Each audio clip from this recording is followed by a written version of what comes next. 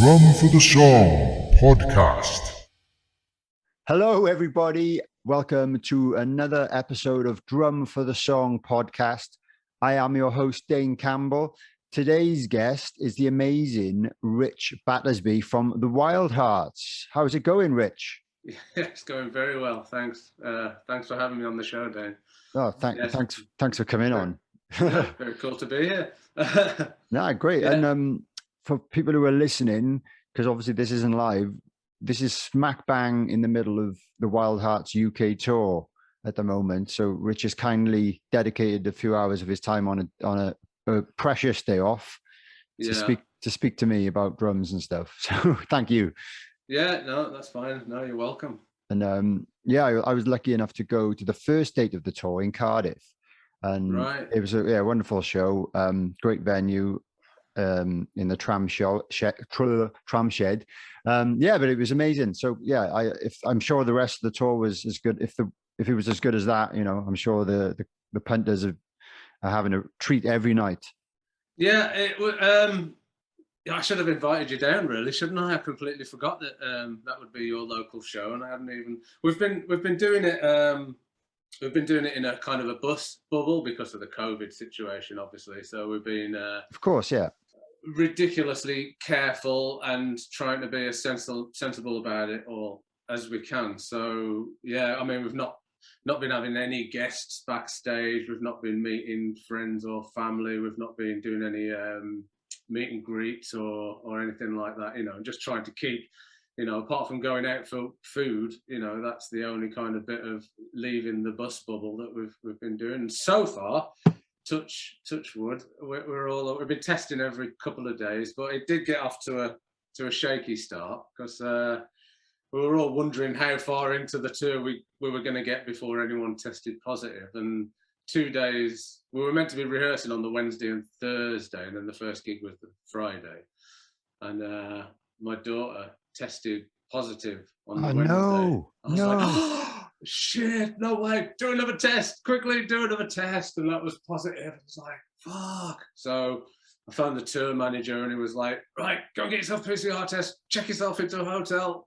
So that was the weirdest thing in the world. So I quickly packed all my bags as though I was going on tour, and then drove 2 minutes down the road and got out of the car into a hotel. It's a little bit bizarre. But I went and did a PCR test, and we needed the result to be back by the Thursday evening at the latest, so that we could make sure that we were going to be able to do the tour, start the tour. So I hadn't heard anything by Thursday dinner time-ish. So I then had to go to Leeds and get a private test that was guaranteed results by midnight that night. So I went and did that. But luckily, I was fine. The whole family have been negative, so she's the only one that was positive, and she's been to Leeds Festival at the weekend, and so she picked it up there. But all of her friends that she'd been camping with and everything, nobody got it, so she was the only one which was really weird. So, but anyway, we were chuffed by. I got the result at 9 o'clock on the Thursday evening, and we were like, right, everybody on the bus, yay! We're off. Wow. So, and then since then, there's not been any hiccups at all. So, that's encouraging. Yeah, it is. Yeah, because it's obviously it's just a really weird time to be in a room full of sweaty people, heavy breathing and shouting and stuff. But fair play to them. The fans they're coming down, and I mean, the shows have just been amazing. We've just done a run of shows. I mean, the first couple were a kind of a little bit because we didn't get to rehearse. So I mean, we'd kind of put.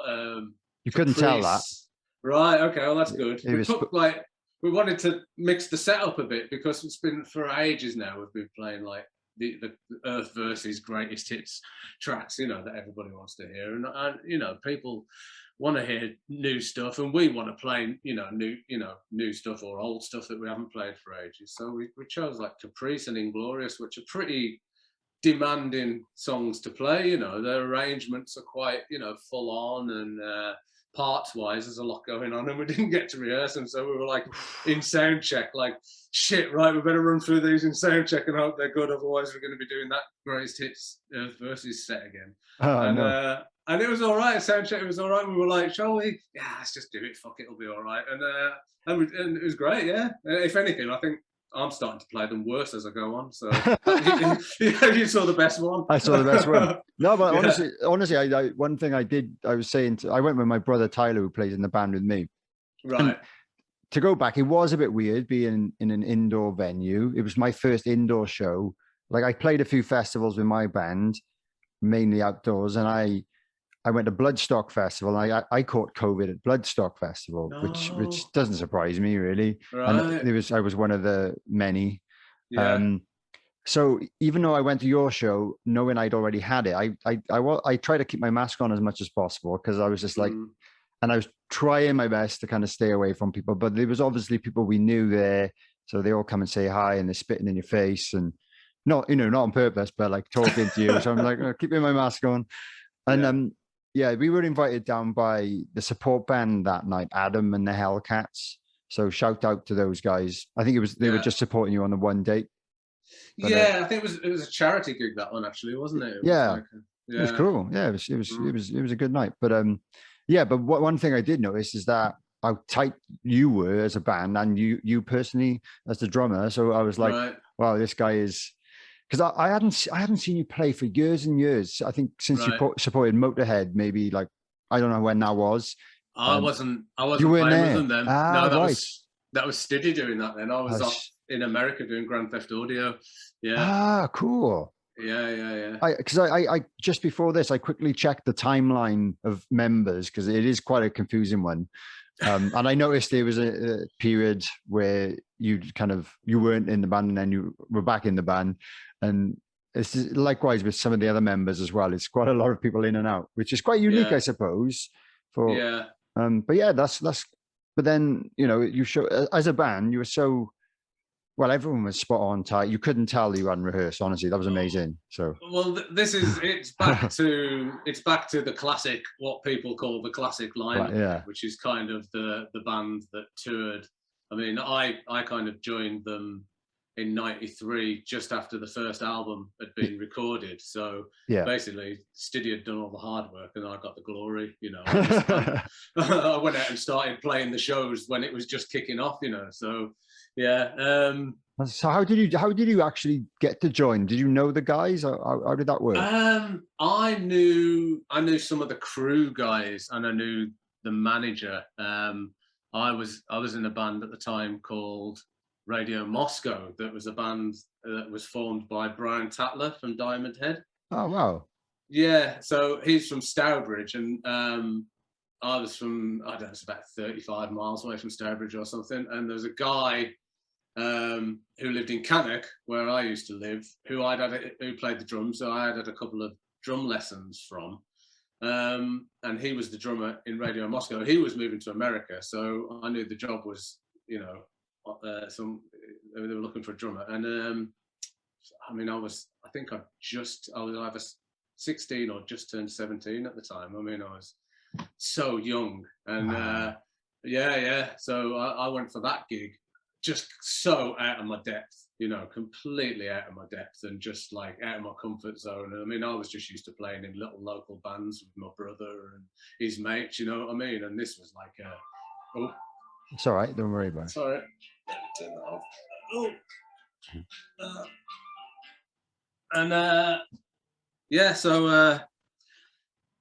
I went to that audition just like completely, like just like a little kid thing, and you know, was completely aware of Diamond Head and everything that, you know, they'd done, and all my mates were kind of into Diamond Head, and I'd been to see them and stuff, and it was just like, oh my god, I'm in the presence of a proper rock star and stuff. I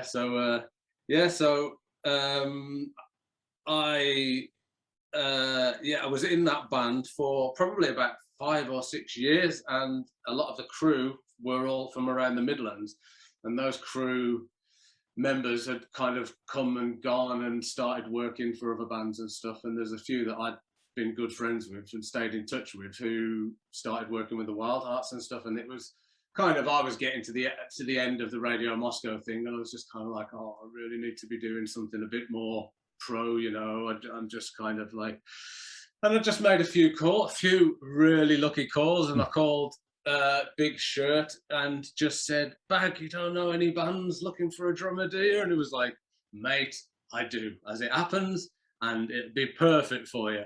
And at the time, I hadn't heard any. Well, I knew of them, but I hadn't heard any stuff. So there was a mate of mine who was a DJ, and he lent me Mondo Akimbo and Don't Be Happy, Just Worry, and I just learned every song on there, beat for beat, and I was just like, you know, I remember just putting it on, and the first song I heard was Turning American, and I was just like, you know, and I was just hoping it wasn't all fast double kick drum metal stuff, you know. Yeah. And it came on, and I was just like, I can do that bit. I could do that bit. It's got a fucking great chorus. Fucking hell, listen to them riffs. Oh my God, I fucking love this. Oh my God, I could do this. And I was just like, I've got to get this fucking job, you know. So there was like mates of mine that worked on the crew. The music was just like insanely perfect for me to play to with my style of playing. So I just learned everything. You know, the only way I wasn't going to get that gig was either if my car broke down and I, you know, didn't get, you know what I mean? Yeah. I was just like, I have to get this. So yeah, and my first audition was with CJ and Danny, and it just went brilliant. You know, they were really nice guys, easy to get on with and everything. And yeah, and then we had another audition a couple of weeks later, I think, with Ginger, and just blasted through a few songs. And it was, I think somebody made a bit of a mistake, or they'd been playing the wrong arrangement, and I'm like, that's not the right arrangement, and I was kind of like putting them right, and I really like that, you know. So kind of like sorted them out how to play their own songs. So. That's hilarious. yeah. So and that was just great, you know, and it was just kind of, it made it so easy, the fact that some of the crew guys were, you know, friends, and it just made it really easy to fit in. And yeah, I imagine it does. Yeah. Yeah, and then then I mean, like I said earlier, it was just like I joined at just the right time. The album, I think the album was released a couple of weeks after I joined, and so I basically got all the glory of doing that. We did like a tour with the Almighty, a UK tour with the Almighty, which was amazing, you know, because I mean, I'd gone from doing like pub gigs to suddenly shows where I went to see all my favourite bands, you know.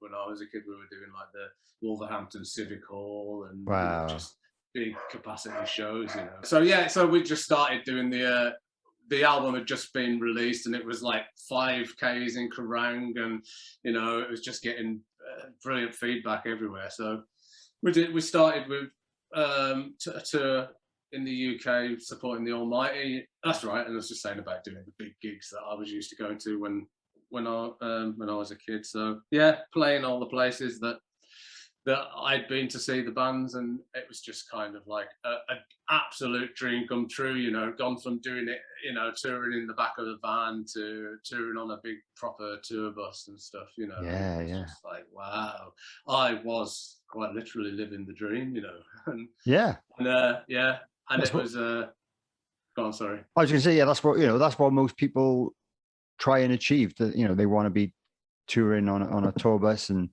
playing big venues. So yeah, absolutely. Yeah.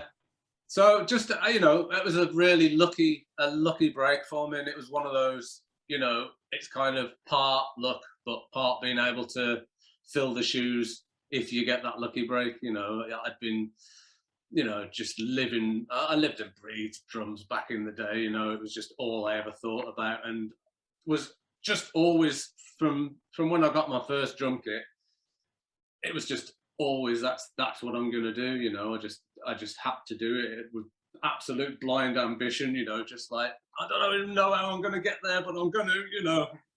You know, there's no rule book or anything. There's nothing to tell you how to do it, but you're just like, That's fantastic. So how I always talk about my guests' kind of original like drum journey. So how old were you when you first played a drum kit?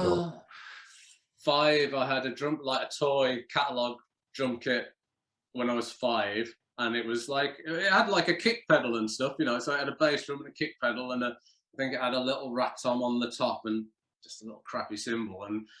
And I just, me and my brother used to put like, I remember that Christmas, me and my brother put a concert on for the family, you know, we had a Christmas party and the family would come round, and we had like all torches set up in the bedroom for lights, and we'd like play along to the glitter band and stuff, you know, like just he was on the bed jumping up and down with the kettle lead in his hand and stuff, you know, and then I was on the drum kit with Battersby Bros written across the front of nice, the, you know, the kick drum, yeah.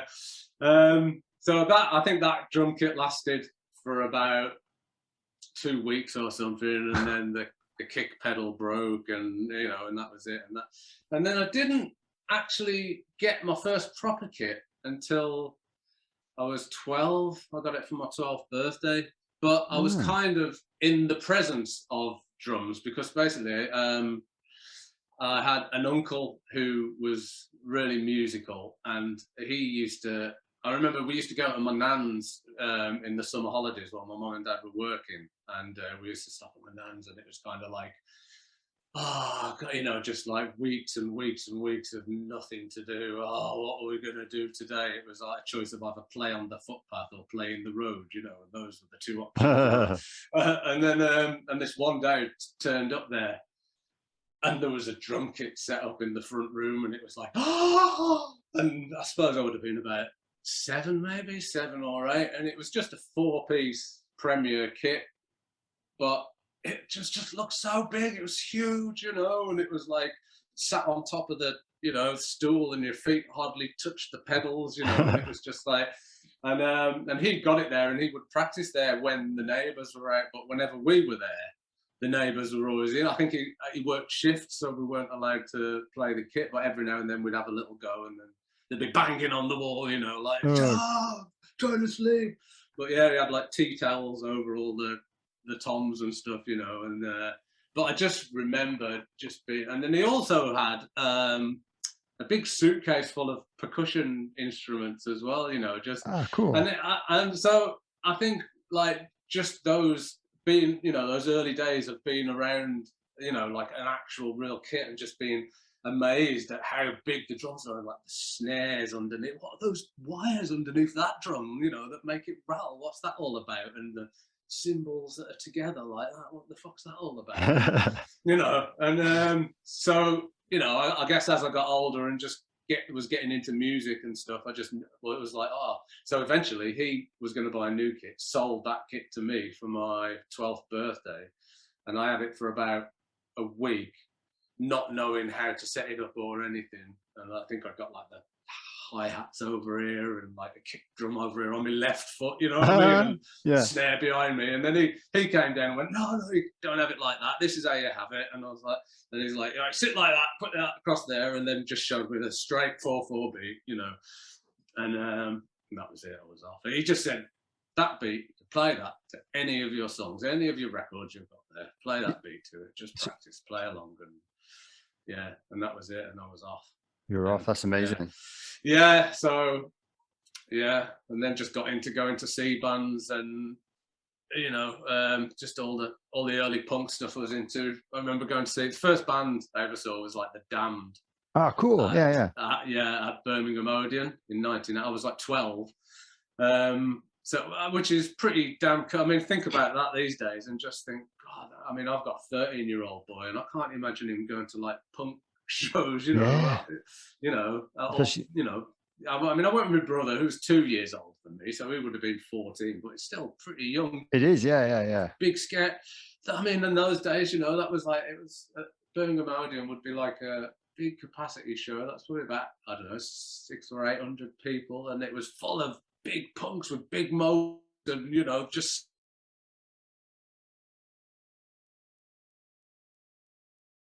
parents let us go, and it was just like the most inspiring thing I'd ever seen. You know, it was just like the sound. It was so wow. What? Oh no, my internet is playing up. Well, someone's internet is playing up. Oh, this is You're frozen. Sorry.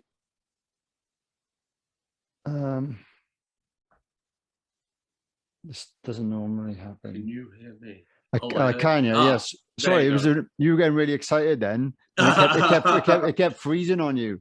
Right. Okay. That's so annoying. Yeah, I don't know why. Yeah, it hasn't done this for a long time. So I don't know. It could be either of our ends, probably my end. Yeah. But I wouldn't, because that sounded really good. I just cut them. So yeah, it kind of started going funny when you were talking about big scary punk guys. Oh, okay, yeah. So yeah, I mean those were just the kind of shows that I first started going to. But I really remember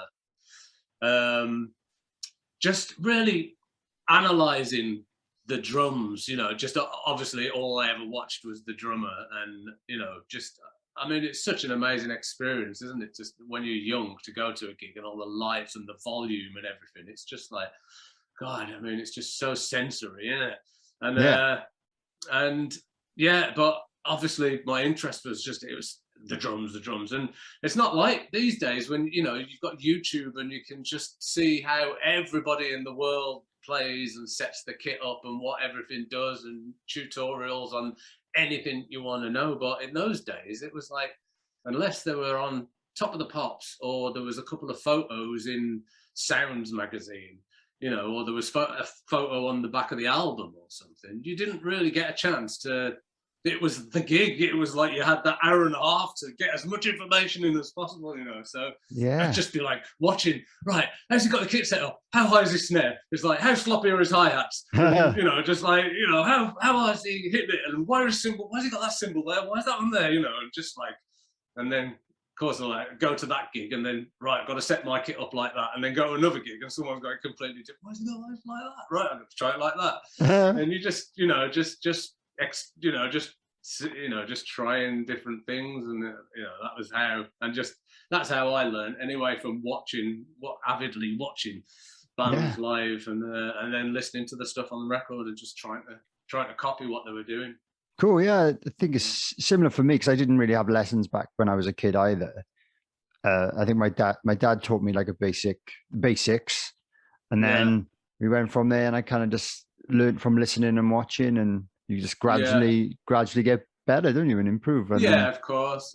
And I think, you know, I don't think there's anything wrong with having lessons at all, but no. I think you definitely you get character from your own kind of, like, you know, listening to what you like and then copying it and putting your own take on it, and you know, that's how you find your own style, isn't it? What you feel comfortable in playing. You know, whereas, I mean, I did have the guy from Radio Moscow, I had a couple of lessons with him, but I'm not sure if I'd approached him, or maybe he'd kind of talked to me about rudiments and stuff, and it's good to have some things to practice, you know, and I remember having a couple of lessons and learning about paradiddles. I mean, even that, in those days, no internet, you know, it's ridiculous. Of course.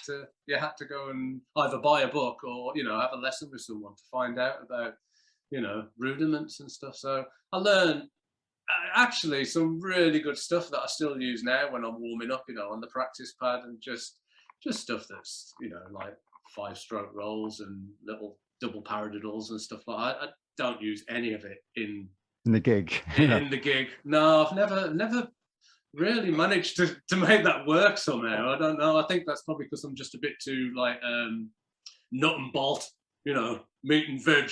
Yeah, but it works perfectly with the music, and like I said, it's so powerful and tight with the guitar riffs, and you know, there's certain styles of music that I think you would, if you stuck a 5-stroke roll in there, or you know, something, it just kind of stick out and be like, that doesn't suit the music or whatever. I don't know. But there's no rules, and that's what I like about drumming. And I know what you mean. I occasionally manage to squeeze a paradiddle in. That's about it, really, in a rock band, pretty much, or a Herter or something. And I might try that. I might try and get one in on the next album. I'm sure you can try it. You can try it. Yeah. But talking about your warm-ups then, so when you say practice pad, is that before a show? You kind of warm up on a pad? Yeah. I've got literally just a pad, and I've recently started. I've got a pretty strict regime of warming up there because I've been suffering a bit with my wrists recently. So right.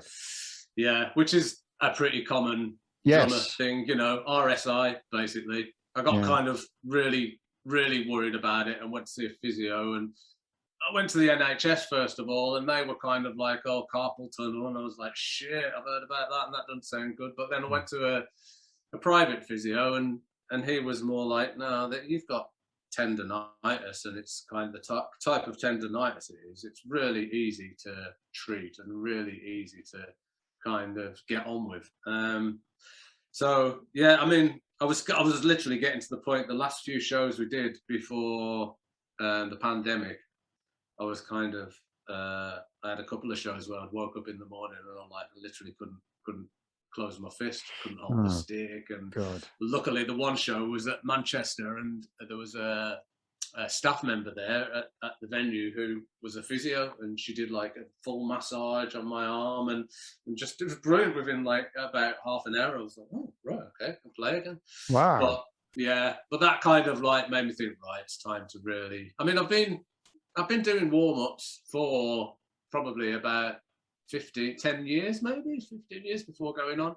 Not religiously, but enough to, just because you can tell that it's a bit easier to play those first two songs if you've had a bit of a warm-up. If you go on completely cold, it's horrible, isn't it? You know, because you've got the excitement of the crowd, and you know it's a big gig and everything, and there's just no way you can like, right, I'm gonna hold back and build myself up so that I'm nicely warmed up by the third song. It's just like, fucking brilliant, fucking go. You know, it's like halfway through the first, I fucking broke my wrist again.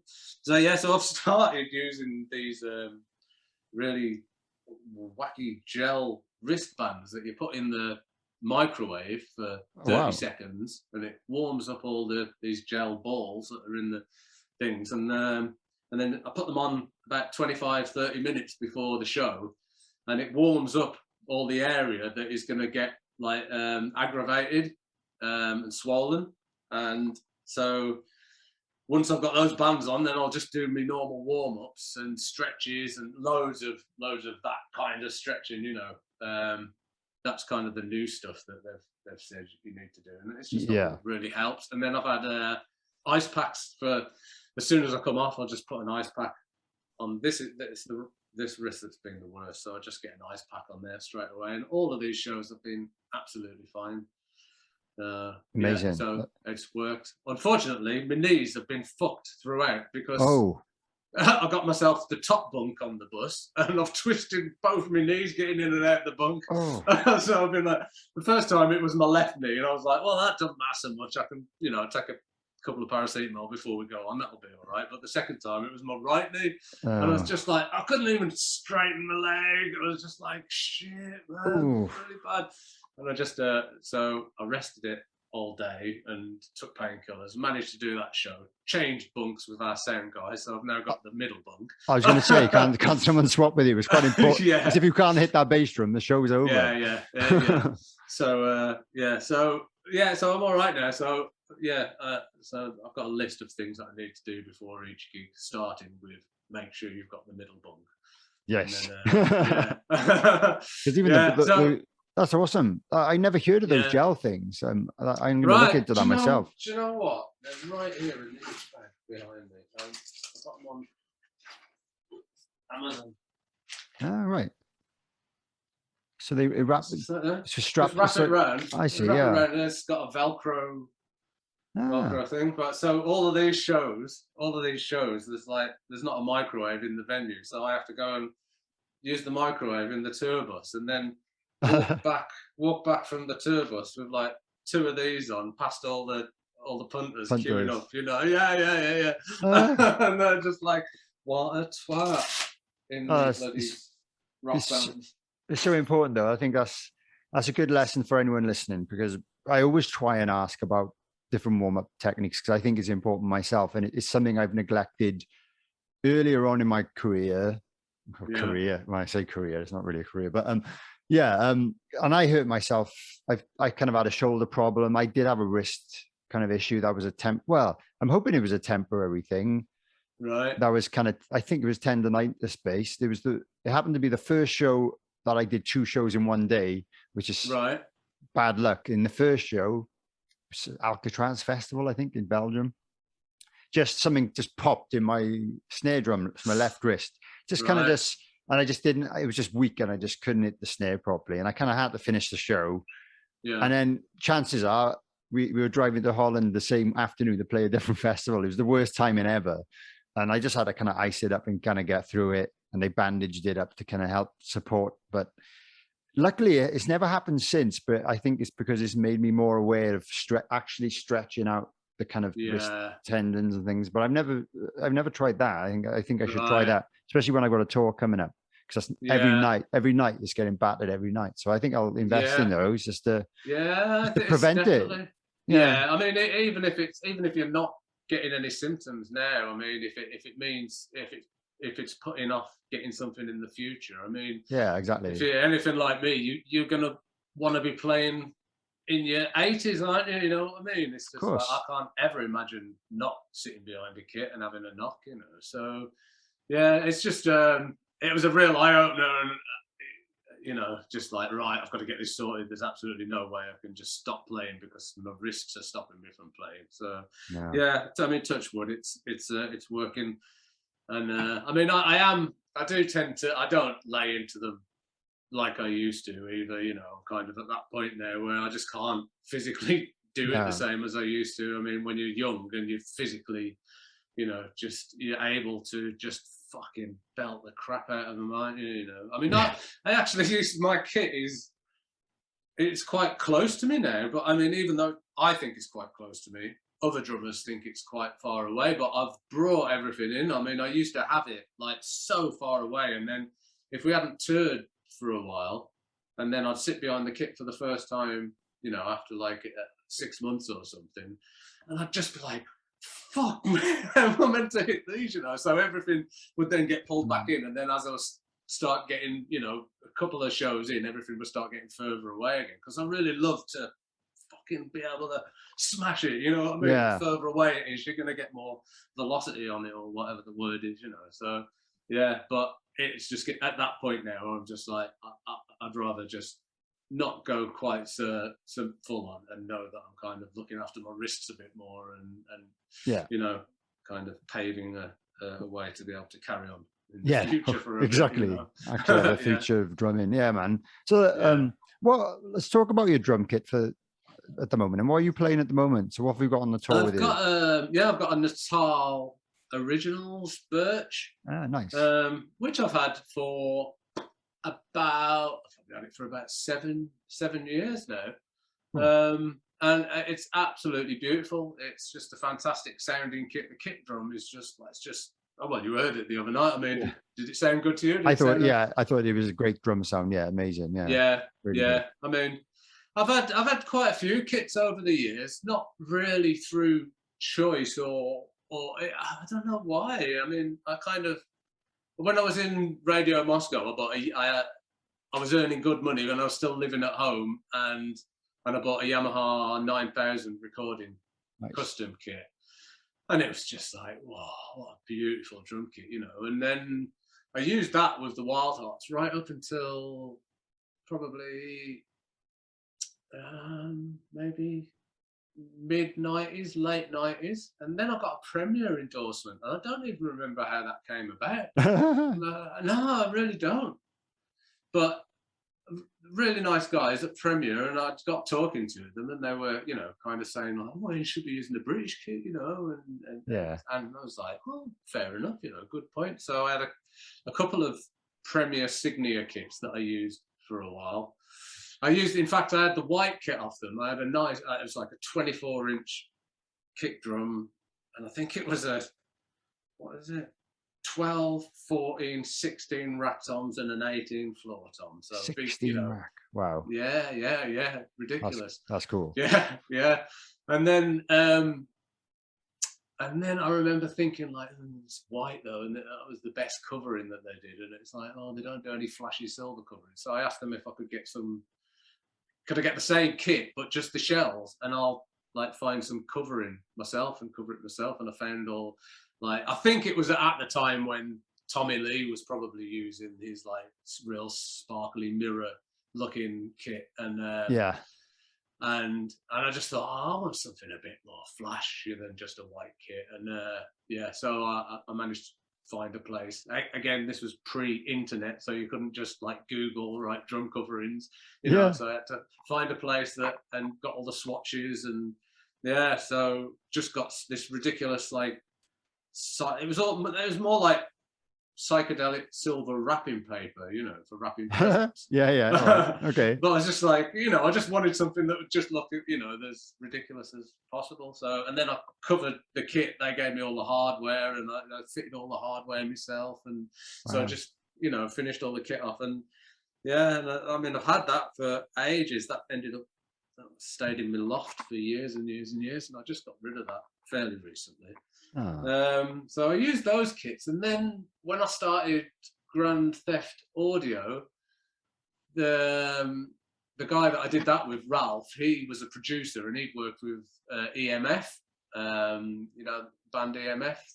Hit. Yeah, he produced Unbelievable for them. Yeah. So he was mates with all those guys, and the drummer was working for Tama UK. So he kind of said like, oh, it's a new band, you know, you should be getting yourself a new drum kit. I'll have a word with, I can't remember his name, Mark. And so, yeah, so he saw, and luckily, because the Wildhearts had done quite a lot in Japan, you know, we've got a good following out there. And all the Tama decisions had to go through the Tokyo office, I think. They were like, oh, Wildhearts, ex-Wildhearts, yeah. Yeah, so I got 2 Tama Star Classic kits for Grand Theft Audio, one in the UK and one in America. So I used that for a good while, and then after that, I was approached by a guy, I can't remember his name, but Animal Drums.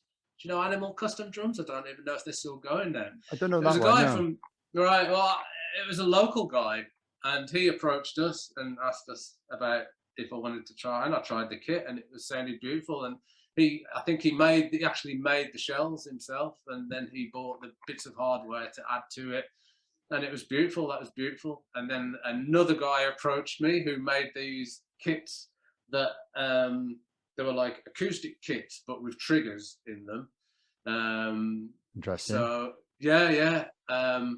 Which I've always been into, kind of like the electronic side of stuff, and MIDI, and you know, recording MIDI drums and all that kind of thing.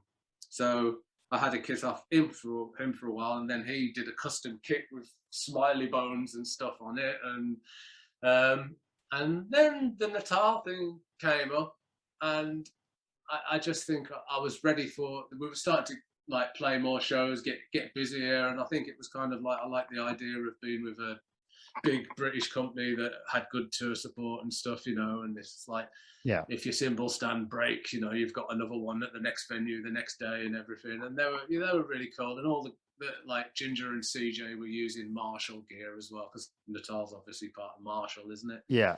And so it just made sense for everything to be coming from the same place. And so I went down to down to Marshall and tried the kit out, and it was just like, oh, this is beautiful. Yeah. Absolutely gorgeous. So I've been playing that kit ever since. Yeah. And he also recently sent me a kit for Grand. We just started doing a bit of stuff with Grand Theft Audio again. So I've got separate. Well, we were going to make the first video, and I didn't really want to use the kit that I used for the Wildhearts. I was like, oh, it'd be really good to have a different look, kind of thing, for that project. I understand that. Yeah. And I've got like a couple of kits here, so I got in touch with George at Natal and just said, you know, do you mind if I use one of my other kits, but I put a Natal head on the kick drum, you know, will that be all right? I don't know if that's the protocol or what, you know. And it was just like, oh, I'll send you another kit if you want to use it for that. And I was like, right. So I've got like the Cafe Racer. Oh yeah, they look awesome. Yeah, it looks brilliant. Yeah. So I've got that as well. So I mean, absolutely, you know, great guys, really looking after me really well, you know. And absolutely beautiful kit, so it's a no-brainer. Big up the Natal. Yeah, absolutely. I've played a few of them over the years. Yeah, they are well made, solid, and like Good, yeah, and the hardware is good, which is important. Yeah, Definitely. absolutely. Yeah. What kit are you using? I use Sonar. Right. So again, they really, like, you know, I love them. I've been using them for years, but they're not cheap, and I'm not. My band isn't big enough to get them free, so I got to pay for them. I pay for them. Like I am technically like a Sonar artist, but like I guess I'm probably the lowest tier, so I still have to pay quite a lot for them. So, but yeah, I've got a Birch kit myself at the moment. It's lovely. Yeah, really nice. Yeah. 24-inch kick drum. I don't know. Was yours a 24? 22. 22. Okay. Sounds 22, 12, 13, and 16. Yeah. Nice. Oh, great. In fact, it was a 4-piece. It was just the one rack on when I picked the kit up, and then when we were doing Renaissance Men, rehearsing for Renaissance Men and learning the songs and getting that album together, it was the kit that I was using in the studio. I had 2 rack toms, and I was like, all the fills that I was starting to work out for it were all working nicely with 2 rack toms on the floor, and I was like, I wonder if they've got like a 12-inch rack tom in this finish that I can add to the kit, and then I'll just use that for recording, and then that'll be my tour kit. But they didn't have anything else in that, so they actually made Wow. I sent them my rack tom. They took photos of it, sent it to the factory, and then they made a custom tom in the same finish. Wow. For me, so that I've got like matching kit. But I've just like, you know, we're playing at the moment. We're playing with those damn crows. Yeah. And, Ronnie, I know Ronnie quite well. Right. Yeah. Well, he's got a lovely Tama kit, hasn't he? Yeah. But I'm kind of looking at it, and it's like he's got the 16th floor tom and then the 18th floor tom, and I've never done that. And I'm looking at it, and I'm going, it's fucking sexy, that is, isn't it? That's really good. You know, it looks great. It looks great, but it sounds amazing.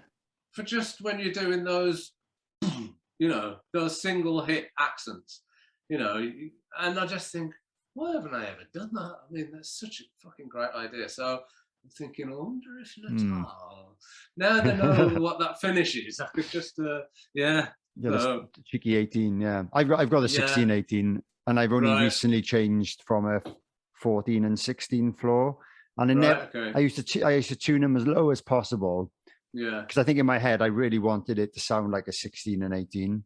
So now I've finally got that, and it is amazing. It takes up a lot of space. So as long as you've got this, you've got the space and the storage and all that, you know. That's it. Yeah. But it is worth it. I think you should.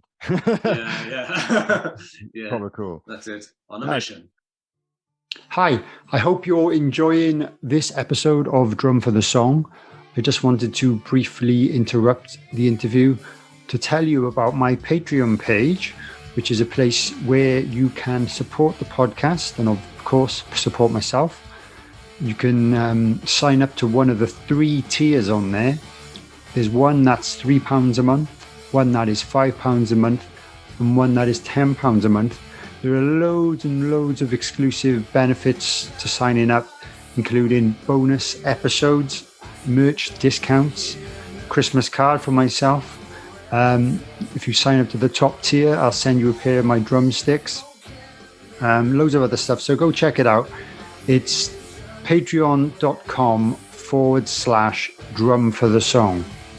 And another way you could support me if you're interested, if you're not bothered about the Patreon thing, if you go to my official website, drumforthesong.com, you can send a donation via PayPal. So, thanks for watching this and enjoy the rest of the show. Drum for the Song podcast. Yeah, and you're using Zildjian cymbals, right? I've used Zildjians pretty much from the very start. That's cool. I'm not even sure why, because all my favourite drummers used paste. So I don't know how I ended up using Zildjian. Really bizarre. Who are your favourite drummers? Oh, sorry. Oh, my favourite drummers. Well, in the early days, it was Rat Scabies. That he was the first guy that I saw play live. So he was just like, you know, oh my God, he's a god. Just so much energy, punk, you know, raw energy. And then I guess as I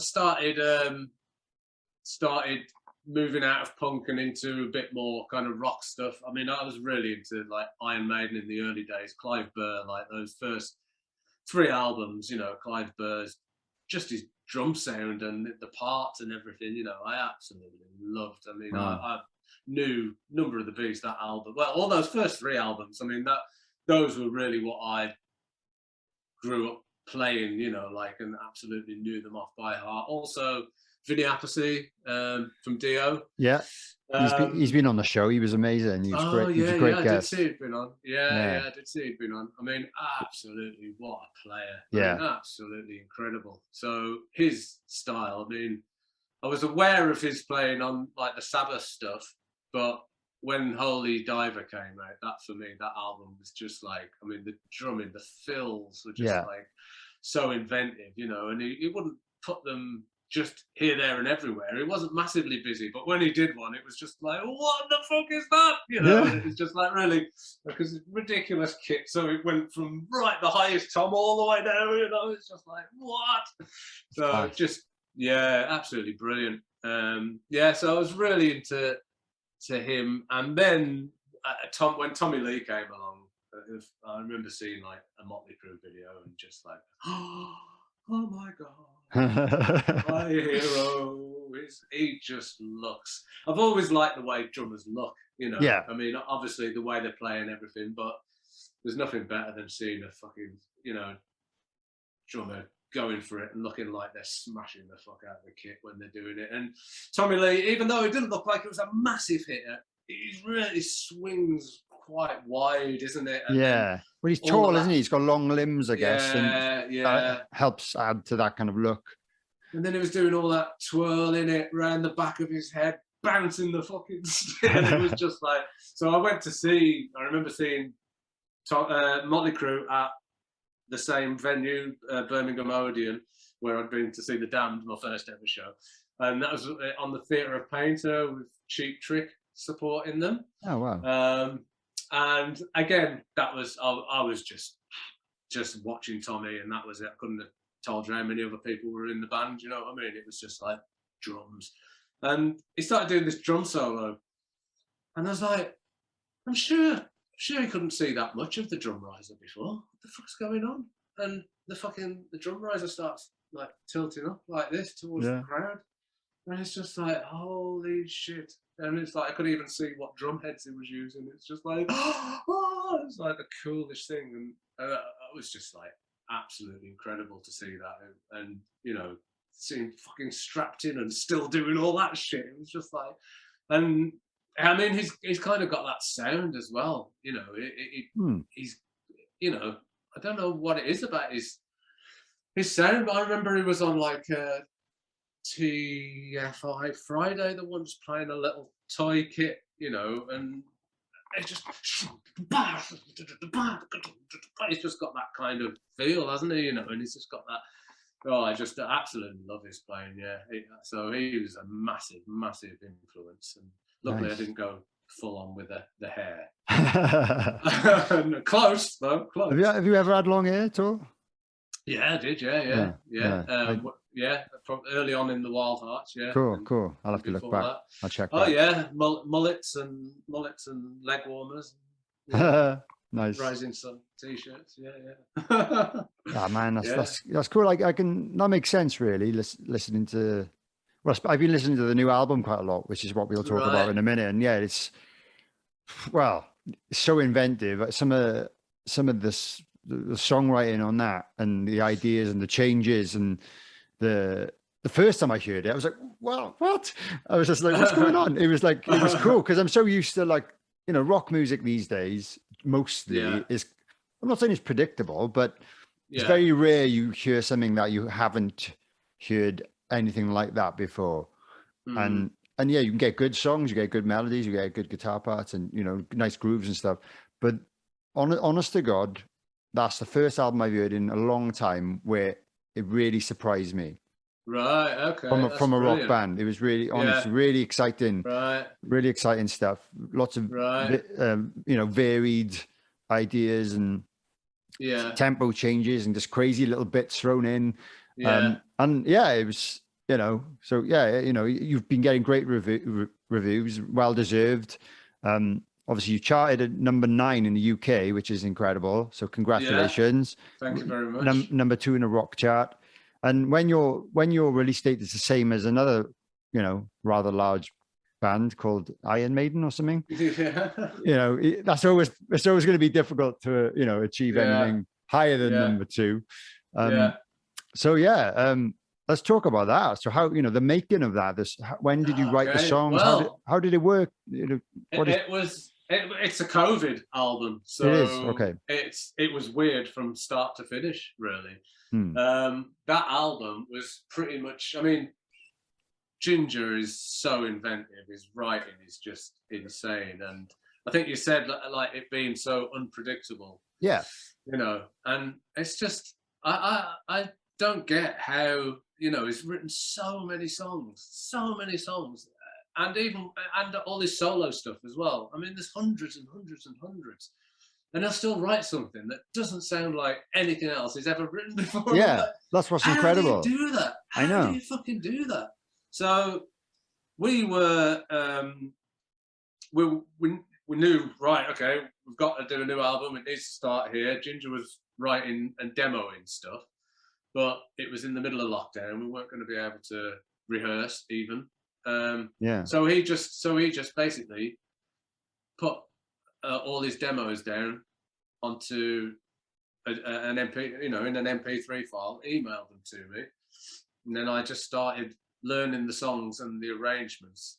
But it was just acoustic, you know, or I think he'd done some of them with like an electric guitar sound, but it was just guitar and vocal on them. So, I mean, some of them, it was kind of like, and the aim was I was going to program the drums to I'll just put what he's done in time, and then program drums over the top of it, send them back to him, say, you know, right, what's working, what's not working, is there anything I should be doing, you know, can you hear anything I'm missing? So, and we just did that a bit back and forth, but I think for me, because I've never really done that before, I mean, I've back from the Grand Theft Audio days, that was when I learned to use the computer and all the music software and everything, but I've never really used it with the Wildhearts. So it was really cool to be able to go, well, we're not going to be able to sit in a room together and jam these songs out. So I'm going to have to program the parts that I would usually play. And I think sitting down and having a good think about what the part needs, what the song needs, and what it should have, rather than where if you're in a room together and you're all playing, you're kind of you're going to play what feels right at the time, and kind of before you know it, that's stuck because it's on the you know, you've recorded the song at the end of the day. That's the rough, and all those parts kind of stick in your head, and then they start working, and it just ends up staying like this, you know, like that. And with this, I didn't get that, and I kind of like I could get a bit more inventive with it, and I started thinking, oh well, you know, maybe if that first pattern isn't the same as the second one isn't the same as the first, I'll change that one around a bit, and that bit going into there, I'll make, and I had time to get a bit more inventive with it, and then learn it from the program drums that I programmed, and it kind of was like a really interesting, and I think it's made for a much more interesting album drum wise than if we would have just done it in the room together.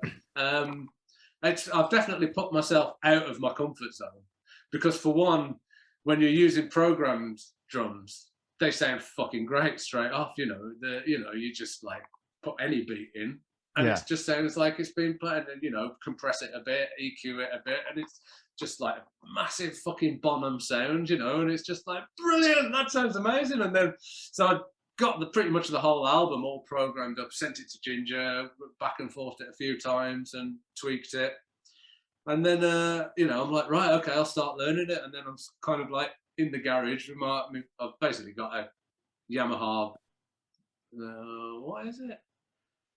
Not the Birch, Beach Custom in there, but it's got mesh head. It's got the mesh heads on it, and then I've just got rubber cymbals. So, you know, try and keep it as quiet as possible.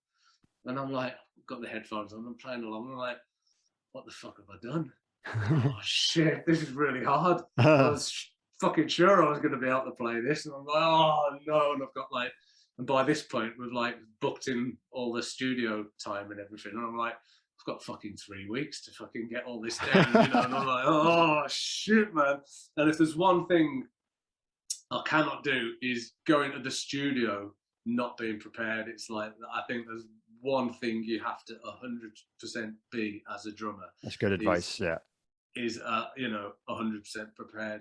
I've always been like that, and I have to be able to like start the song in my head, get to the end of it, knowing all the parts that I'm going to play and have it all there. Maybe a couple of little bits that you're going to tweak as you're playing, but the structure has to be there, and the main fills, the main parts, and everything. And obviously, this was, I hadn't really written stuff as kind of as busy and as creative as this before, so I was just like, shit, what have I done? And I just had to really put a lot of hours in and a lot of work in. And obviously the arrangements just in themselves, are some of them, and then there was stuff where we messed around with the tempos as well. So it's not just the arrangement being weird. Even if it's only like 5 or 10 BPM, that it'll change and move up. Yeah. Even if it's staying playing the same beat almost, it'll still go up by 10 BPM and then back down 5, and there's a lot of that going on. And so the feel as well is quite a lot to to learn. It's hard to do that in the studio because I've done that sometimes when we feel like the chorus just needs to have that little boost. So we whack the click up a couple of beats, and then you've got to come back down, and it's quite difficult because naturally, I guess, if you're jamming in a room without a click, I don't know, do you play live to a click? I have done, I have done with the Wildhearts for when we did the Chutzpah album tour, because it had a lot of backing track stuff going on, which was quite scary because the Wildhearts can be quite unpredictable, and the thought of like being on stage playing to a click, but it worked absolutely perfectly, and everyone was kind of like, we know what we've got to do, and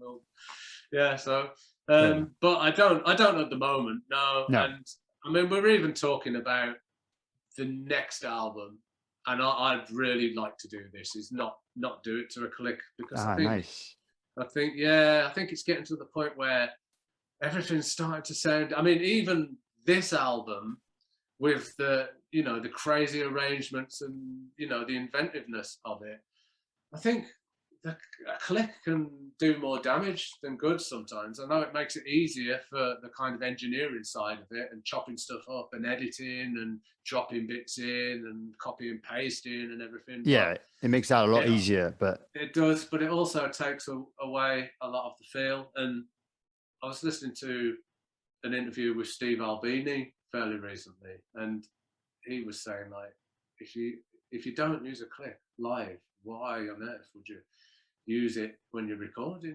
It's like, use a click for your counting, so you've got the song, you've rehearsed it loads of times and you know what tempo it wants to be, work out what that tempo is, and make sure you're starting it right. But that's it once you're off, and that should be how it is, because it's going to move around then. And these days you can once the song's down and you've got the drums there or whatever, you can map the grid to those drums anyway, so to make the editing easier, kind of thing. So, you can, I'm definitely up for doing that next time. I mean, all of the Wildhearts didn't start using the click live, like all of the PHUQ and Fishing for Luckies, all those songs, that there's not a click on any. Oh, okay. Songs.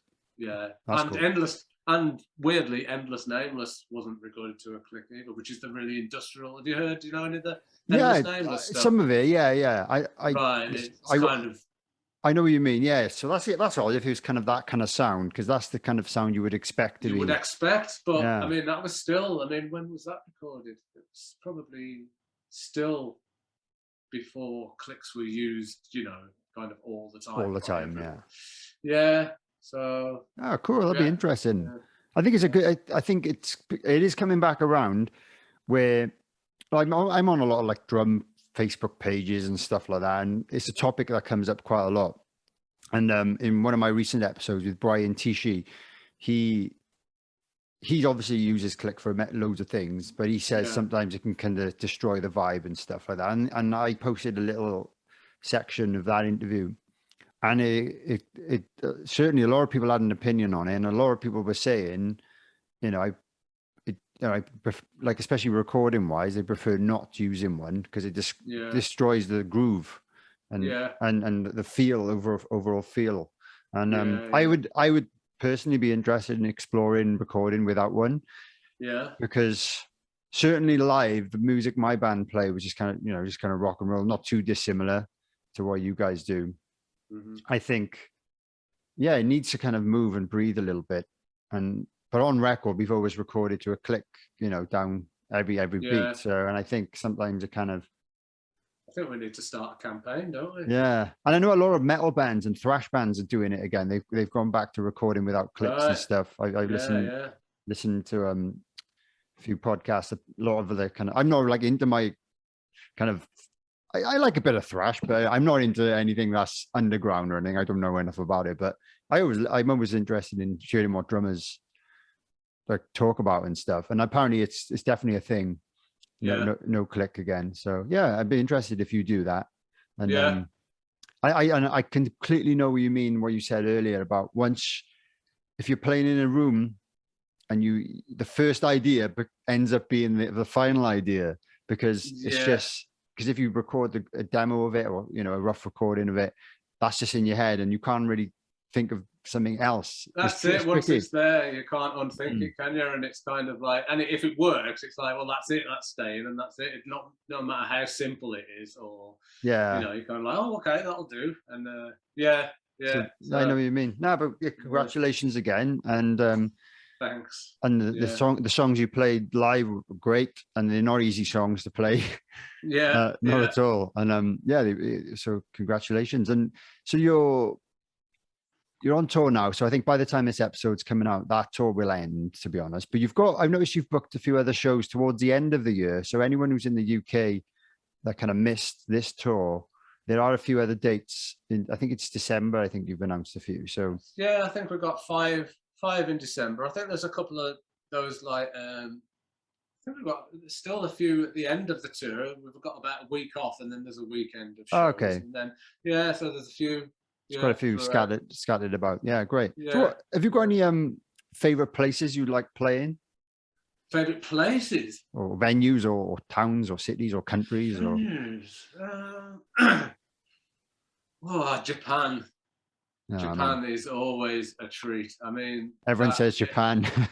I don't know. Is it okay? Boring answer. Well, no, it's not. It's really. I've never been, you see, and I'd love to do it, and it sounds like a dream to me. And everyone tells me how great it is, and it's like another world. And I mean, we've toured a lot of Europe, and I've done a lot of America, but not really much. Many other Eastern countries or any other Eastern countries. I think CJ's done stuff in China, but I've never been to China. But I mean, the first time when we went to Japan in the 90s, it was just unbelievable. I mean, just being here and the kind of like craziness of how all the fans were into it, and then we kind of landed there, and there was just like queues of fans at the airport waiting for us, and they'd all like they'd worked out what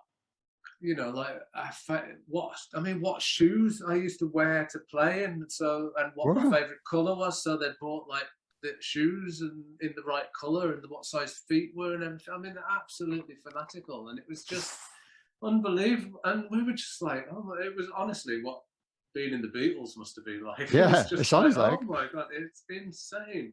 But the whole Japan is just such an amazing place, the culture and everything to be there. It's just like landing on another planet and just, experience all of that. And just the way the people are and the food and the experience, the gig experience itself is just like completely different for some reason. They always keep like the house lights. No, they don't keep the house lights on, but the crowd is always really bright in the gigs. So all the way through the show, you can see like every single face, and they're just so happy, to be seeing you playing. So there's just like these massive beaming smiles while you're playing, and they sing along to everything, and it's just such an amazing experience, Wow. It will never ever get boring going to Japan. It's just an incredible. So, incredible place. Do you go quite regular with the Wildhearts then, or? We would usually go. We would have gone this year to promote 21st Century Love Songs, but obviously we're not going to because of COVID. But yeah, I mean, we've been every album. Okay. And when we've done kind of anniversary tours and stuff like that, you know, we've been. So I think I've probably been about 10 times now or something. So, Nice. Yeah, I know, it's ridiculous, and it really does kind of make you feel special and like really, appreciate. You know. Well, if you ever want to take another UK band with you, give me a shout because I'd love to go. Yeah, okay. We've never been. Like I think my dad said he played there a few times with Motorhead, right? But not a massive amount. I just think they never really hit it off out there so much. I think there was obviously there is a fan base, but not big enough for them to kind of go regularly, and certainly not big enough for us to go as a headline act now. Yeah. That's so weird, isn't it? Yeah, strange. That is very weird. But I thought Motorhead were just like worldwide. You kind of think that, but yeah, I don't know. I'm sure they had a reasonable following out there, but I think it's not enough for us to kind of go. It would be a massive risk, really, for us to kind of book headline shows out there. But yeah, cool. I think one thing I was going to ask then was, you obviously had up to this point, you've had quite a long career. Do you have any like big highlights that you like think of fondly, or favorite moments, or favorite shows, or festivals, or? Well, festivals. Yeah, we played the Finsbury Park Sex Pistols show. Oh wow! When they did the Filthy Lucre tour, which would have been when was that? About 96 or something, maybe 97. So we were higher on the bill than Stiff Little Fingers. I mean, it was just like, what? What? I don't get it. I mean, Stiff Little Fingers were like one of my favourite bands, and went to see them a million times, and it was just like, oh my God, that's insane. And then supporting the Sex Pistols was just like, that's just ridiculous. So that was a pretty cool thing to do. And then supporting AC/DC, we did like we did about 45 shows with them on the Ball Breaker tour. What? Oh my God! I know, that's the dream. That is the dream. That's insane. I mean, it was I mean, what an experience. I mean, that was kind of like, so we were playing like the NEC, which was my local arena show, which was just like, oh my God, I'm getting to not only play at the NEC, but it's with AC/DC, Wow. So that was just it was just mind-blowingly insane. Still to this day, I think, did we really do that? Did we really do that? I'm not sure. So many shows as well. It's not just like a couple. That's incredible. Well, I didn't only get to support AC/DC with the Wildhearts. I actually got to do it with Grand Theft Audio as well. I can't imagine there's many bands or many artists that have supported AC/DC on two separate occasions with two separate bands. We were in America at the time. We'd got a big deal with Sire, which was Warner's in America, and there was this Warner's convention that we'd been asked to do because we were one of the newest sign-ins. There was a few other bands on, and there were rumours that AC/DC were going to be doing it, and we're just like, well, where is it? And they're like, well, it's in Atlanta in a hotel conference room. And we're like, fucking DC, I'm going to be doing that. Well, how big's the room? And it's just like one of those rooms where they have the conferences with the tables and chairs and carpeted, and well, we got there, and there was like a stage built at one end, and it was a capacity of the room was probably only like 500 or something. And we're just like, they're not going to be doing this, but there was a big black curtain with a load of gear behind it, and we were like, there's a little look behind there, and it was like, shit, they're fucking doing this, aren't they? What? So we did our gig earlier on in the day, and later on that night they got up, so we were like at the crowd barrier, like off our faces. We've been at it all day. All right. Knowing that we were going to be like seeing AC/DC, and they did like 5 songs, and it was as close to getting to see them. You could hear the band from their backline. You were that close to them. I was going to say, I don't think they probably have played anywhere that small since they started. and there was like probably about 20 of us at the front. You know, it wasn't like the whole room had gone like a bunch of kids. You know, it was all the, you know, the kind of Warner's executives and stuff. So they're all sitting at the tables, and so it was just the most insane moment, I think, rock and roll moment of my life. You know, just being that close, even though I'd already toured with them. So that was all, you know, like arena shows, and then got to do that close-up thing as well. It was just like, oh my god, that's amazing. Did you? I know. Did you? So when you toured with them, I think I might have made that up as well. Actually, didn't I? Well, when you did tour with them, because I've been lucky enough to kind of do one-off big shows, and it always seems like, you know, as a support band, you've got to, you know, you don't actually get to interact with the main band at all. Did you kind of get to meet the band, or did you speak to Phil? You friendly with Phil at all? Phil, do you know what? With the I didn't speak to Phil much at all. Okay. We only got to speak to Angus and Malcolm a few times, but Brian and Cliff a few times. But Brian was being a Geordie, so he knew about the Wildhearts, and he liked the band anyway. Oh, cool. So I think he was like part of getting us on, you know, helped in getting us on the tour. But nice. He would come into our dressing room and hang out. We obviously wouldn't go barging into their dressing room. It's just not the done thing, is it? No. But he would come into our dressing room and hang out and tell us jokes and stuff. And yeah, so by the end of the tour, we were, you know, friendly, you know, pretty friendly. Awesome. Yeah. So it was really cool. I mean, like we were playing in Canada, and I can't remember the name of the city now, but basically it was towards the end of the tour, and we didn't have the funds to carry on the tour. We were meant to be doing all of America, and then something happened with the record company, and the tour budget was pulled. So we were going to be finishing a few shows along the line, and so we were all pretty pissed off. So our tour manager had been out that day and gone down to this strip club and paid the two worst strippers in there to come back to the venue and do a bit of a dance for us. So, oh my god! Well, we were in the dressing room, and Boomer, our bass tech, he got the pole, like half of the pole that holds the backdrop, and he brought that into the dressing room, and he's like only short bloke, and he's standing on top of this table and he's holding this scaffold pole, just trying to hang on to it.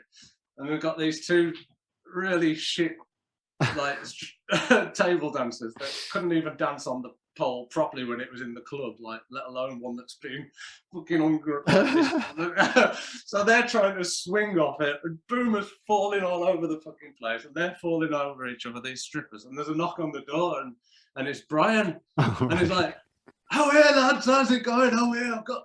And we're like, "Oh, come in, Brian, come in." He's like, "Oh yeah, I've got." And basically, the mayor of this town that we were playing is like, whenever a big band plays there, he gets these cowboy hats as a present for the band, and he comes and greets the band, and you know, and there you go, you know, thanks for coming and playing in the town. And I think Brian had kind of like said, "Oh, have you met the support band? They're really good lads, you know. Have you got any more hats we could, you know, go and give the lads?"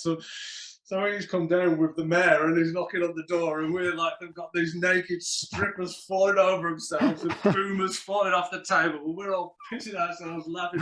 "Come on in, Brian, come on in." And he's like, "No, actually, no." And then we could see the mayor looking over his shoulder. Oh my What's God. going on in there? What's going on in there? So yeah, so we didn't actually get the cowboy hats in the end, but that's a shame. That's a shame. Yeah, but yeah, Brian was brilliant. Yeah, he was great. Rock and roll story. Yeah. He seems like a laugh when you see him in interviews and stuff. So yeah, it was really down to earth, you know, absolutely. Yeah, that's fantastic. Brilliant. Cool. Yeah. We're coming towards the end now. I've got a Patreon. I got a Patreon page, and one of the perks of it is that they get to ask my guests a question. So I've got a couple of questions from Gareth Richards, who's a big fan, and if you don't mind answering these. Cool.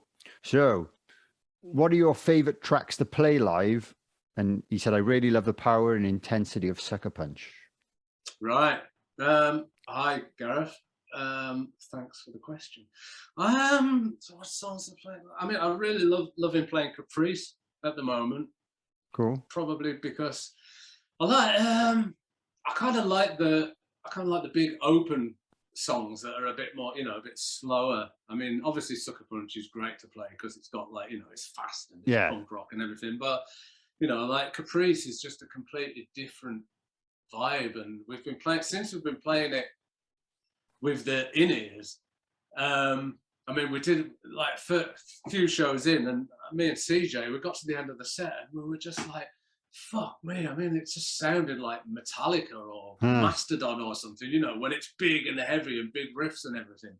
So at the moment with the in-ears, really into playing like the kind of the bigger, heavier, riffier stuff. But to be honest, I mean, any of Ginger's songs are a joy to play, any of the stuff. It's just that there's so much energy in all of the Wildhearts stuff that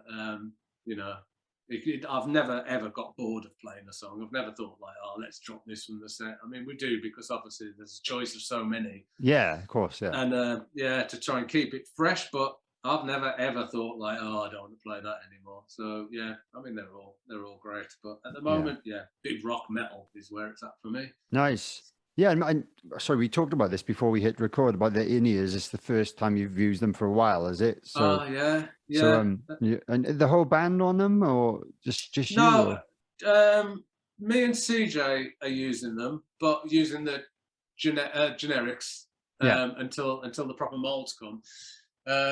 Ginger tried it a few times, but I think until the molds come, until you get the proper isolation, because when you're I mean, I gurn a lot when I'm playing, right? I don't do it on purpose; it just happens. But start like as soon as you start doing that, your ears open up. And suddenly you get loads of cymbal and snare, and it's just like, what the fuck? But obviously, if you're singing and you're harmonizing, and that's happening, so it's I think you really do need if you're doing stuff like that, harmonies and that, you really do need the molds so that you're getting the proper isolation, I think. But I absolutely love them. I love them because, for one, your sound is pretty much exactly the same every day, isn't it? Once you've got it right and you've got your mix right, it's it's absolutely, apart from if you're doing places with really low ceilings, then obviously you get quite a lot of, it can change a little bit.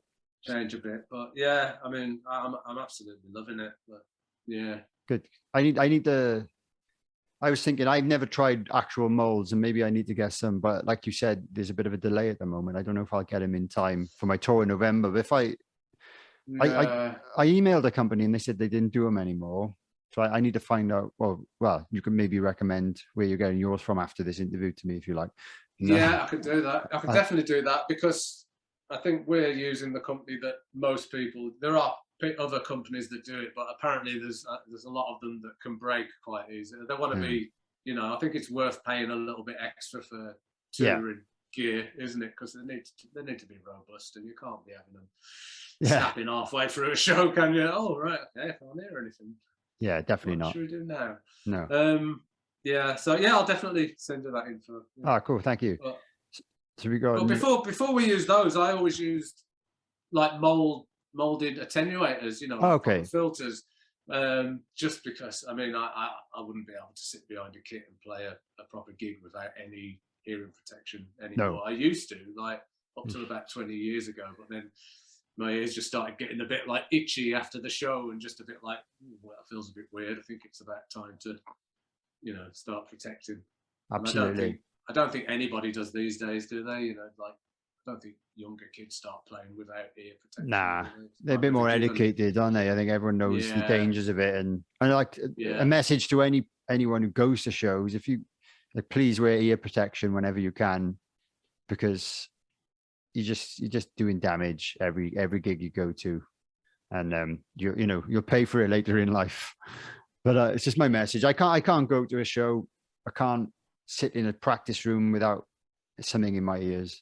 No. And without it, just someone strums a guitar, and I'm like, So it's pretty bad. But no, it is important, and I think people need to not ignore the issues of that really. Absolutely, 100%. Good yeah. advice. Yeah. Yeah, I got two more questions from Gareth. Which is preferable, festivals or headline tours? Ooh, yeah, headline tours, I guess, because it's your own crowd and they know all the words, and the volume of the sound coming back from the crowd is always bigger. And there's festivals are always, I mean, unless you're headlining a festival, which is amazing because then it's kind of your crowd again. But festivals in the daytime, just a little bit nervy. You get a little bit anxious about them just because you can see everybody's faces, and it's like, Jesus, if it's a big festival, it's like, fucking, there's a lot of people there. That's me. That's could be fucking up right here, right now, So I always get a bit anxious with the daytime big festival shows. Yeah. But always end up having a great show, but just I think there's a different vibe when it's daylight and you haven't got the vibe, the sweaty vibe of the lights and everything. Yeah, I feel you there totally. And the other benefit of a headline tour is sound checks. Oh yeah, there is that. Well, yeah. I mean, we did the Download pilot show recently, and it was fucking horrific for us. I mean, it was the first thing, apart from a couple of warm-ups that we'd done, which were COVID kind of restricted, so everyone was sitting down at tables and chairs. That was a weird experience in itself. So yeah, but then went on to the Download show, and just the monitors was just something had gone horribly wrong. That everything was cross-patched. With the monitor guy had used the wrong file for the monitor desk, so no one was getting the mixes they were used to. And then when it was starting to be put right, the wrong thing was being turned up, and it was just like, what should have been like we haven't played for 18 months and we're back kind of thing, turned into a like, oh god, this is horrible. Yeah, so sorry to hear that. That's yeah, so you do still have, it's, but I think with the in-ears, that's another good thing about the in-ears, because you take your own desk, don't you? So everything's wheeled in, plugged in, and you're all kind of like your own unit. So it takes away all of the chance of that happening. So that's another great reason, as well as it sounding great, it being good for your hearing, better for your hearing, and there's less chance of festivals being shit. Yeah, man. And you briefly mentioned this earlier, but do you have any fond memories of the Wildhearts touring on the same bill as the Almighty and Curb Dog? Don't have any memories of those days. Jesus, I mean, you can imagine what it was like. Yeah, hard. Fair enough. No. I mean, they'll still see Ricky from time to time. Absolutely lovely guy, and couldn't have asked for a better band to tour with back then. I mean, it was a great tour to do. That was really good fun. Curb Dog. I mean, I just very vaguely remember those guys being really nice. It's very, do you know what? It's very rare that you meet arseholes, is it, in rock music? I think I don't really remember ever coming across it, any band or people that are just like, a bunch of cunts, I'm not going to play with them again. Yeah, I agree. Yeah, exactly. It's a nice club to be part of, isn't it? Yeah, no, I agree. The arseholes are very few, so that's fortunate. Cool. So now I got a quick 10-question quick fire round for you, if you don't mind. So I just ask you a couple of questions. You answer as quick as you can. Do you prefer hot or cold weather? Hot. Daytime or nighttime? Daytime. Sweet or savory? Savory. Guitar or bass? Bass. Nylon or wood tip sticks? Wood. What drumsticks do you use, by the way? I'm currently using London Drumstick Company sticks that I've been using not for long.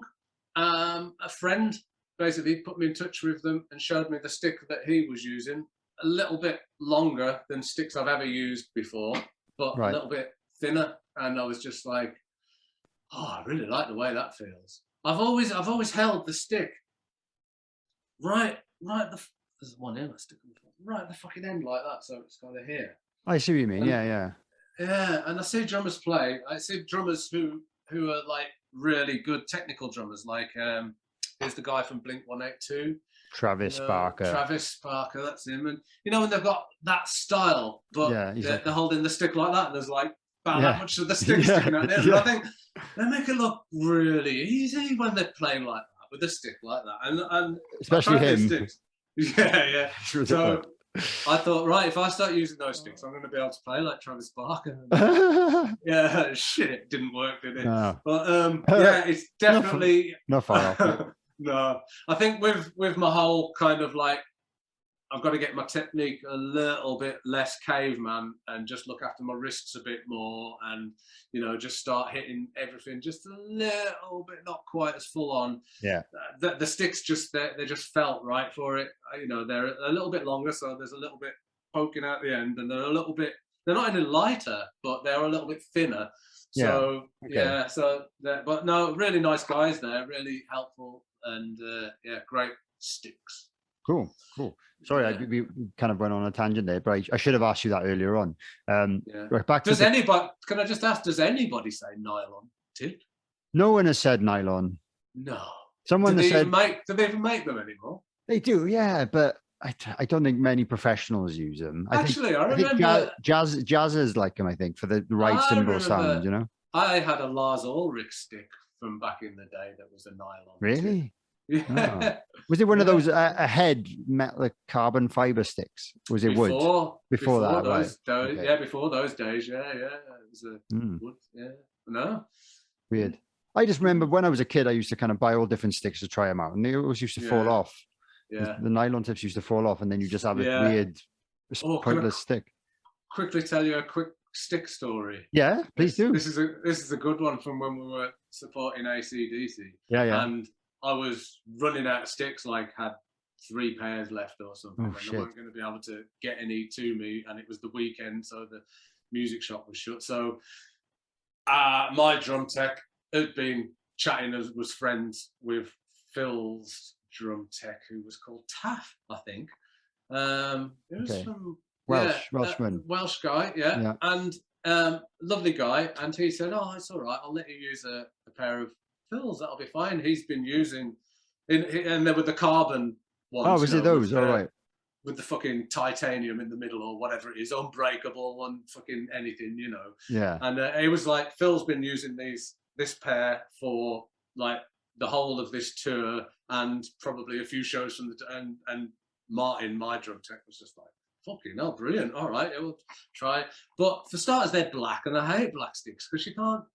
It takes that away, Yeah, the visual. I don't know. I really hated it when Lars started using the black sticks because, I always thought he was a brilliant looking drummer because his kit's so wide and his, all that business.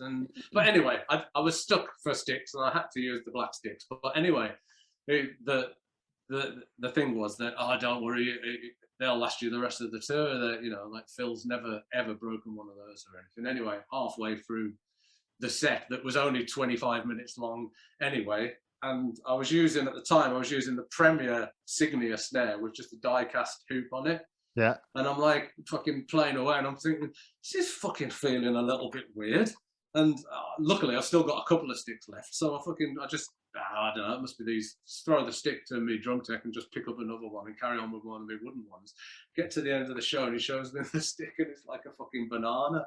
So my drum tech was like, he had so much pride to go and take the stick back to Taff and say, "This is what my drummer did to one of your drummer sticks." And it was like, yes, get in. Wow.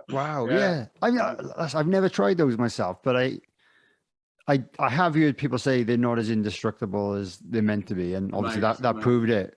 Yeah, maybe they're fine if you don't rim shot the snare. Maybe you can get away. I think it might have been I think it was probably the die-cast. Die-cast, that did it, because they're quite sharp on the edge, aren't they? They are.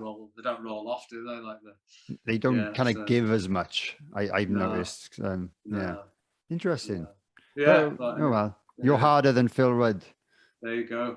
You're- It's official. Yeah, it's official. No, Phil's one of my idols, to be fair. So you know, Absolutely. I can't have no incredible. bad words about him. And No, I mean, absolutely incredible. I mean, Yeah. that was, I mean, even though it was AC/DC, and I would watch the stage show and the rest of the band by the time we got to kind of like about 10 shows in, but yeah, it was still nearly all, you know, it's just so precise. Yeah. And, you know, just fucking never misses a beat and No. never hits a cymbal weird or never, you know, and it's just that kind of amount of precision is just, it's just unbelievable. Yeah. Absolutely unbelievable. And Yeah. timing, obviously timing is just, and those bits in the songs where Angus goes out, you know, to do his solo and it's just for about 20 minutes. You couldn't do that, could you? Because it would start going backwards in your head and start like, this is starting to feel weird now. Oh, my foot's gone numb, and you know what I mean? It would just be like to play the exact same thing relentlessly. I know it's harder than people think, and I think that annoyingly he gets a lot of flack, and AC/DC do, for kind of having repetitive songs and similar sounding songs, and that this partly what this whole podcast is about, really, is to kind of champion the drummers that are not the show off drummers, and like it's called Drum for the Song. So you know, Phil Rudd is kind of like the perfect drummer for rock and roll and rock bands, as in he is just laying down that groove, that beat, which suit, even though it's simple, it gets you your head banging, your foot tapping with the guitar part. It's just perfect. It is simple, but it's not easy to do, and it works. And you know, he's just I've got a drum head there that's signed by him. I've never met him, but someone got me a head signed by him, and so I put it there as a bit of a inspiration. Right. But he's you know, he's a legend, no matter what you think about his questionable acts of late. But think of those albums that they made, and none of those were done to a click, and they're all perfect. The feel of those, you know, I mean, that would just be sacrilege, wouldn't it, for those to have been recorded to a click? Imagine if a producer had said, right, okay, Phil, this is what we're going to do. You know, I mean, it would have been insanity. But I mean, like you say, it's just like that is the feel of that man, and it is perfect for that music. And fair play, and hopefully they will continue, and we'll get to see him again. Maybe I'll get to support them the third time. Yeah, with some other band that you start. Some other band. That would be cool. That's amazing. Okay, cool. Let's go back to the quick fire then. Sorry, we went off on massive tangent. Yeah, sorry about that. I like tangents. That's great. That's what podcasts are good for. So, John Bonham or Neil Peart? Okay, I've got to say Peart. I've got to say Neil Peart. Yeah. I know.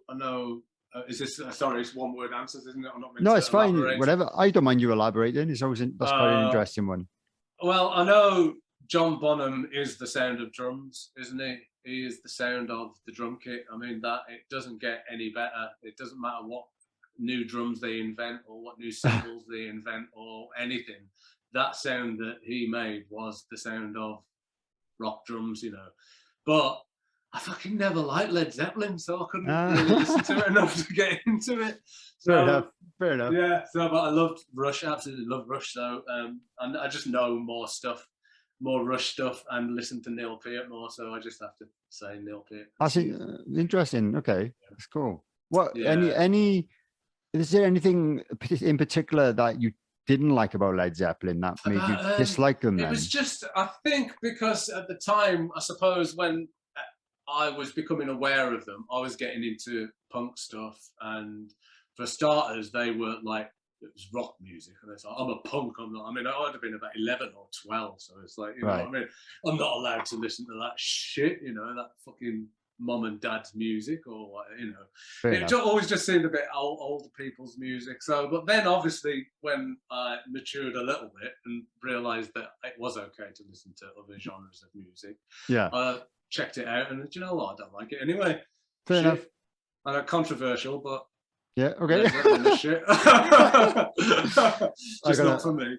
Okay, fair enough, fair enough. Okay, another one that is divisive. Beatles or Rolling Stones, if any? Beatles, really. Mm-hmm. That's only because I know more Beatles stuff, I suppose. Yeah. Clear or coated drum heads? Clear on the toms, coated on the snare. Okay, Don't know why. I don't know why. That's Okay. just how it is. All right, no worries. Big or small venue? Do you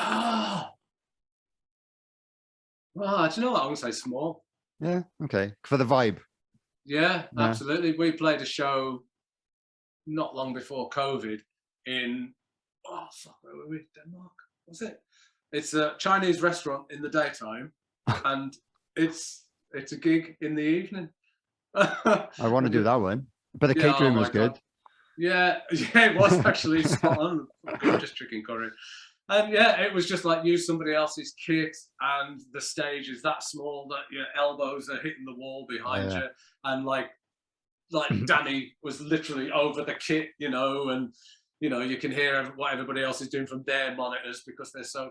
It was ridiculous, but absolute. So the crowd are closer to you than what Ginger would usually be. Wow. Yeah, so and so it was just and then it was packed full on. Everyone screaming at you, and just hot and sweaty, and just sometimes those vibes. And I get that's the kind of like it's the physical, the primal kind of feeling that you get from playing. And as the shows get bigger, you kind of lose that because you're relying on the technology more. And I think with that, it's because it's as close to being in a rehearsal room as possible, because you're able to hear the backline and you're feeding off what they're actually playing rather than what's coming through your monitors or through your ears now. And that kind of real just back to basics thing, it's kind of like that's how it all starts, isn't it? And that's what it's about, really. It's like so I'd choose Chinese restaurant over but Wembley any day. Nice. That actually reminds me of one thing that Ginger said at the Cardiff show. He was obviously using in-ears for the first song. Right. And I don't know if you remember, he kind of like pulled them out of his ears and threw them to his guitar tech or whatever. And at the time I was like, oh, what's going on here? This is bad. But then he explained to the crowd, he said, even though I might sound better with these in, it feels much better with them out. Yeah, because you could obviously feel the crowd and the actual amps and stuff. So that that reminds me of what he said, and I was like, fair play. Yeah, absolutely. Yeah, and that's I guess that's the one drawback. It takes a lot of getting used to because you do spend you've spent your whole career playing in a certain way with having your your backline set up in a certain way that. Especially if you're a singer and you're harmonizing. Exactly. Stuff, it's a bit different if it's just head down and playing. But when you've got a fucking, singing tune and it's not just you singing, if you're harmonizing someone else, it sounds terrible when they're out of tune, doesn't it? So, and with obviously with the Wildhearts, there are lots of kind of, especially choruses where there's a lot of backing vocals and harmonies going on. So, and it did sound brilliant. So, but I know if one person is slightly flat, it just makes the whole thing not work very well. Anyway, last quick fire. Favorite time signature to play? 4/4. Yeah, everyone says that. So everybody says that, right? Maybe I need to change it to favorite time signature to play other than 4/4. Maybe I'll change that for the next guest. Maybe I'll ask him that instead, because it's no one. I think someone said 6/8 or something like that, but normally 4/4. But cool. And just to end now, I ask everyone this, so it's quite difficult. If you could create your own dream band with yourself on drums, you can use any member of any band that's ever lived, dead or alive, but not any members of the Wildhearts, sorry. Who would you have in the band with you? Okay, Lemmy on bass. Cool. Nice. Prince on guitar. Very nice. Probably have to have Eddie Van Halen on guitar. Yeah. Well, I need some other drummers as well. I'm gonna have Cozy Powell playing next to me. You could do, yeah. Why not? Okay. Oh, Cozy Pal and Elvis singing. Brilliant. So actually, that's all dead. Yeah, all dead. Yeah, no one alive. No one alive. Yeah, yeah. Oh wow, that's a good one. And you came up with those really quickly. Sometimes that answer takes about 20 minutes for people to answer. Right, okay. Yeah. So no, thanks. Yeah. No, great. I've really enjoyed this. I hope you have as well. Just thanks again for coming on, and congratulations on the new album, 21st Century Love Songs. Any listeners really need to check that out. If you're not familiar with the Wildhearts, where have you been? Go check them out if you haven't. Go check them out on tour. One of the best live bands you'll ever see, in my opinion. I know, not trying to lick your ass, but you've done a few gigs over the years, and you've crafted it quite well. Well, we're all very passionate about music, so yeah. I suppose all musicians are, but it's really, when music's high energy music and passion, it's always going to be good, isn't it? So, yeah. It comes across, and I think the fan base helps as well. You can tell the fan base are so passionate with it, and so check out the tour dates just in case you're playing near listeners or whatever. I got that the wrong way around. And basically, thanks to Ritch. Do you I think you're on Twitter? Do you use that? Do you know what? I haven't used it for a while, but I probably will start using it again now we're back onto a bit more. So if anyone wants to follow you, you're on there somewhere.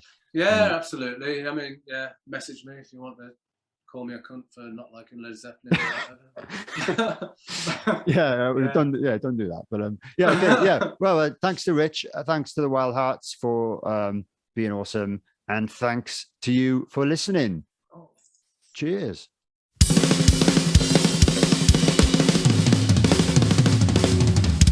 Drum for the Song Podcast. Thanks for listening to this episode of Drum for the Song Podcast.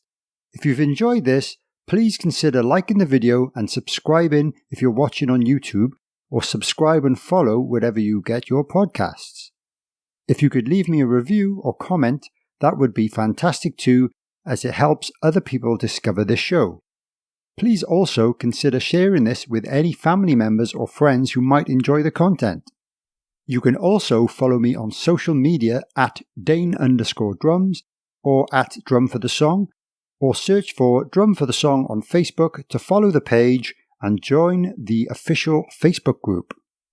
If you'd like to support the podcast, you could purchase some merchandise from drumforthesong.com, or consider supporting me via Patreon from just £3 per month for additional exclusive content like bonus episodes, video calls with myself, competitions, discounts, and much more.